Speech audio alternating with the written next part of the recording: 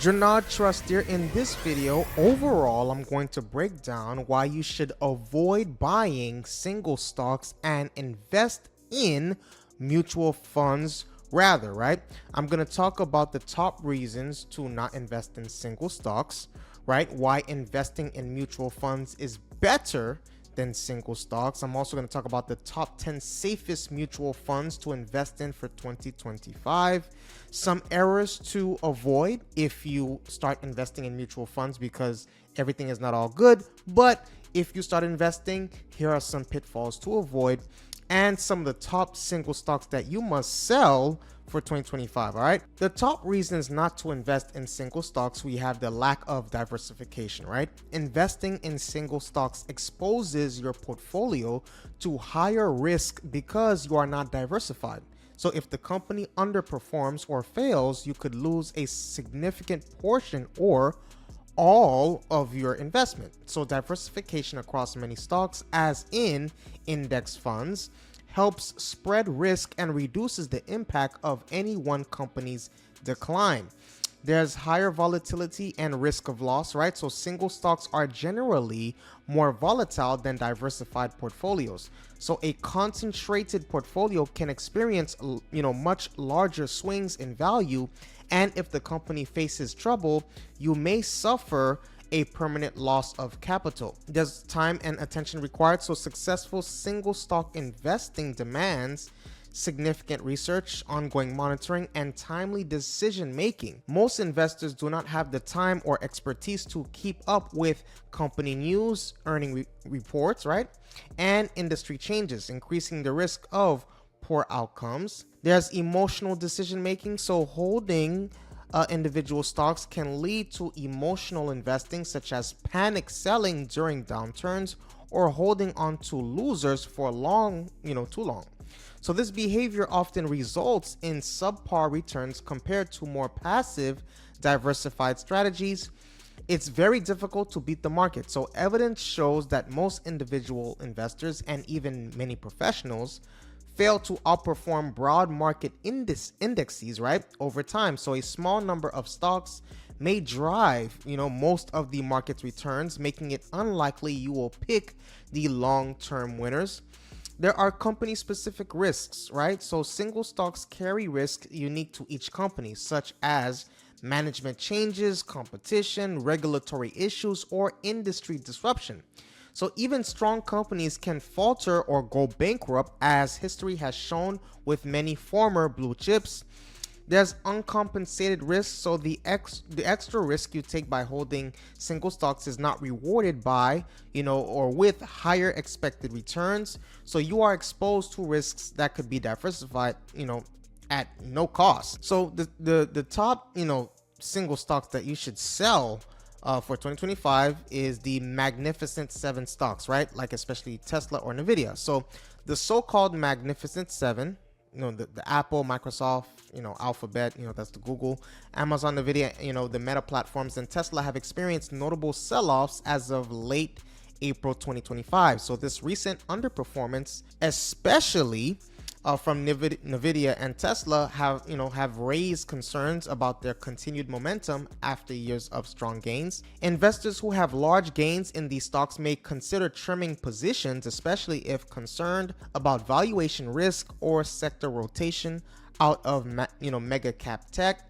There's high P/E growth stocks with stretched valuations. So stocks with very high price to earnings ratios, such as 1.1, right, which is P/E 49.95, and MIC Electronics, the P/E is 24.94, may be vulnerable if market sentiment shifts away from growth and toward value or defensive sectors.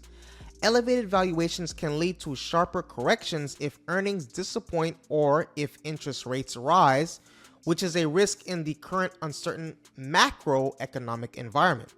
So some recent high flyers in growth space, such as Palantir Technologies, which is up over 400% in the past year, could be at risk of profit taking or a reversal if growth expectations are not met. Similarly, speculative or volatile names in health technology and other sectors like the Chimerix, the Groupon, have seen rapid price increases but could be susceptible to sharp declines if market conditions change. So companies in sectors facing regulatory or structural headwinds, such as private prison operations, may see increased volatility depending on political and policy development. So energy and commodity stocks can also be, cyclical and may underperform if, global growth slows or commodity prices fall, right? So now, that's some of the hubbub when it comes to single stocks. Now let's get into why you should invest in mutual funds. Opposite to single stocks, there's diversification and risk reduction. So mutual funds pool money from many investors to buy broad mix of stocks, bonds, and other assets. So this diversification helps reduce the risk that comes from any, single company performing poorly. In contrast, investing in individual stocks exposes you to company specific risks if that company struggles. So your investment can take a significant hit. There's professional management. So mutual funds are managed by experienced professionals who research, select, and monitor the fund's investments, aiming to meet specific goals and benchmarks. So individual stock investors must do all the research, monitoring, and decision making themselves, which requires significant time, expertise, and discipline. So mutual funds offer a convenient way to invest, handling administrative tasks like record keeping, tax reporting, and dividend distribution. They also typically have lower minimum investment requirements, allowing investors to achieve diversification with less capital than would be needed to build diversified portfolio individual stocks. So because mutual funds are diversified and professionally managed, they tend to be less volatile and less stressful for investors, especially those who prefer a hands-off approach. So managing portfolio of individual stocks requires ongoing attention and can be emotionally taxing during market swings.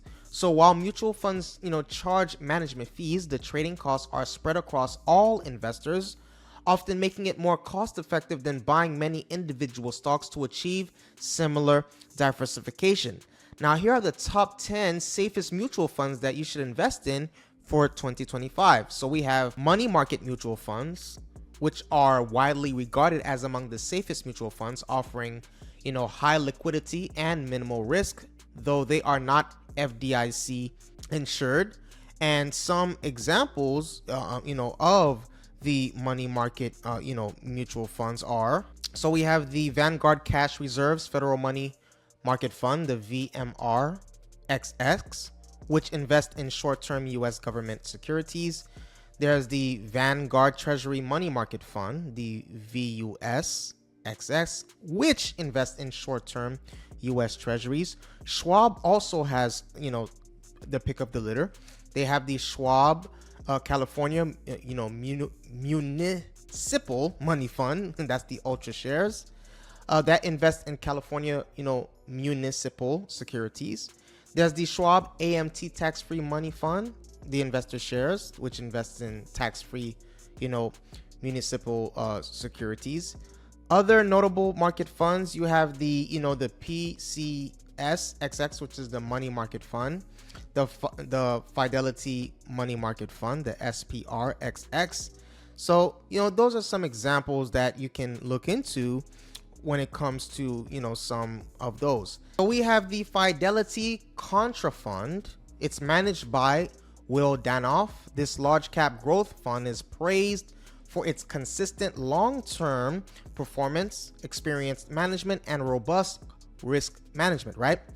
The Vanguard Wellington Fund, which is a balanced fund investing in both stocks and bonds, providing diversification and a conservative approach suitable for risk-averse investors. There's the Dodge and Cox Global, Bond Fund, recognized for its disciplined strategy and global diversification in high-quality bonds, helping to mitigate risk across different markets. There's the T. Rowe Price Capital Appreciation Fund. So this maintains a roughly 60-40 split between equities and fixed income, offering a balanced approach that reduces volatility while providing moderate returns. There's the Fidelity 500 Index Fund, which tracks the S&P 500, offering broad market exposure with low fees and a long history of stable returns. There's the arbitrage and overnight funds. That's India, right? So examples include the Invesco India Arbitrage Fund, the Tata Arbitrage Fund, and Bank of India Overnight Fund. These funds are considered low risk due to their focus on arbitrage opportunities and overnight lending, resulting in stable inflation-beating returns. There's the Vanguard Total Bond Market Index Fund, which provides exposure to the broad U.S. investment-grade bond market, offering diversification and lower risk compared to equity funds. There's the Fidelity Series Blue Chip Growth Fund, which focuses on large, stable companies with strong growth potential, consistently outperforming benchmarks with a conservative, large cap approach. There's the American Funds Growth Fund of America, so known for its diversified portfolio of established growth companies and a history of steady performance. This is making it a relatively safe choice among equity funds. So money market and bond funds are generally the safest mutual fund types, prioritizing capital preservation and liquidity. Balanced and large cap growth funds offer a mix of safety and moderate growth, especially when managed by reputable teams with long-term track records. Arbitrage and overnight funds in India are specifically designed for low risk, making them suitable for conservative investors in that market. Now, just like many things, this is not all sweet, right? There are some, pitfalls be aware of and avoid. So one of the first thing that you're going to want to make sure is, one of the errors that people run into is not setting clear financial goals when it comes to investing in mutual funds. So investing without defined objectives can lead to poor fund selection and misaligned strategies. So always link your investments to specific measurable goals such as retirement, education, or buying a home. 2 is ignoring risk profile and time horizon. So failing to match your investment choices with your risk tolerance and investment horizon can result in unnecessary losses or disappointment. So choose funds that align with your personal risk appetite and the time frame of your goals. So you can also keep this in mind, stopping SIPs during market downturns. So halting systematic investment plans, SIPs, during market declines undermines the benefit of RuPay cost averaging, right? Potentially missing out on lower purchase prices and long-term gains. Keep this in mind as well, investing without sufficient research. So relying on tips or following others' investments without proper research can lead to poor fund choices. So evaluate funds based on performance consistency, fund manager track record, expense ratios, and alignment with your goals. Also, do not overlook fees and expenses. So high management fees like entry/exit loads and other charges can erode returns over time. So compare direct and regular plans and be mindful of all associated costs before investing.